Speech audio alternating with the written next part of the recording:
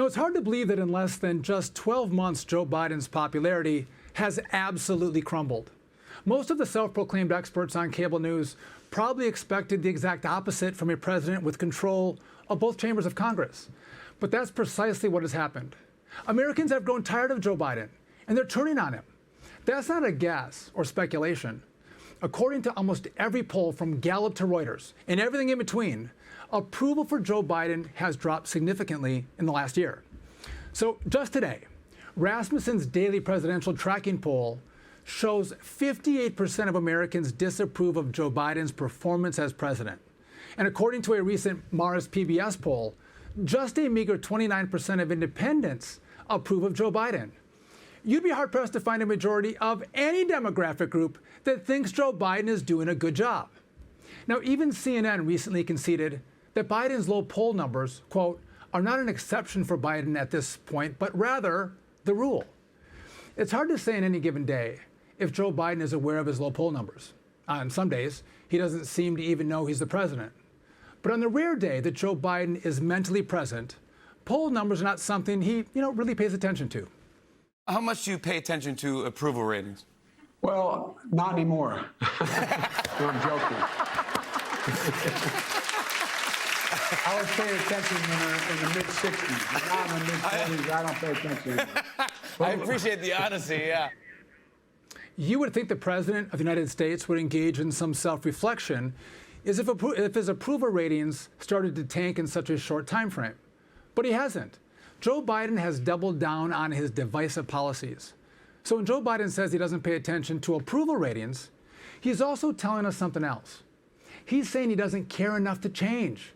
He doesn't care to unify the country he keeps dividing. It's not the presidency that Joe Biden promised us last year in the election. I pledge to be a president who seeks not to divide, but unify. Who doesn't see red states and blue states, only sees the United States. The Bible tells us, to everything there is a season, a time to build, a time to reap and a time to sow, and a time to heal. This is the time to heal in America.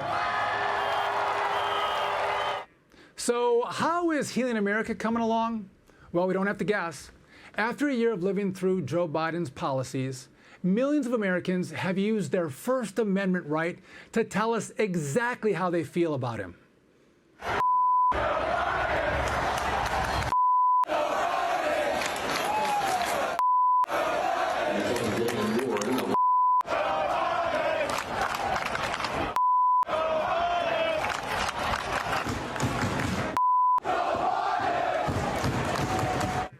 Chants like that occurred all across the country this year, until they evolved into the euphemism, "Let's go Brandon." Never before in modern American history has a phrase been specifically invented, commercialized, and repeated to insult the president.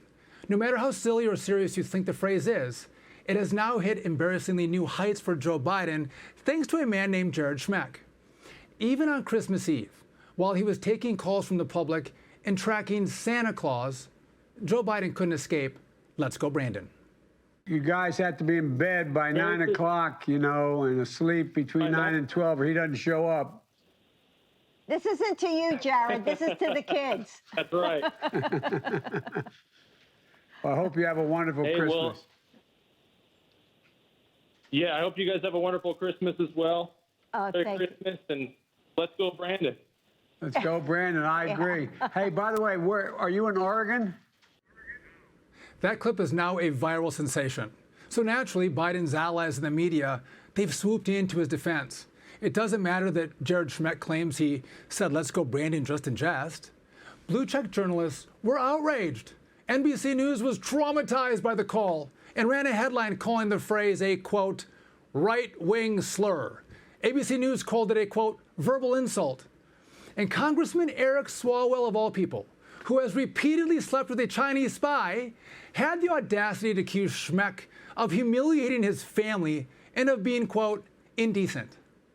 Meanwhile, instead of talking about Joe Biden's performance, CNN took the opportunity to attack anyone who dares to utter the phrase, "Let's go Brandon." Because at CNN, "Let's go Brandon," it's all about insurrection. Yeah, look, it's ungracious, it's juvenile, it's reprehensible by the father. But I don't think it's fundamentally about incivility. I think it is fundamentally about insurrection. I don't know the individual, but the whole "Let's Go Brandon" kind of motif is a reflection of the view, 2/3 of the Republican base, driven by Trump's claims, false claims, and the big lie that Biden is an illegitimate president. Hey, Sean Hannity here. Hey, click here to subscribe to Fox News YouTube page and catch our hottest interviews and most compelling analysis. You will not get it anywhere else.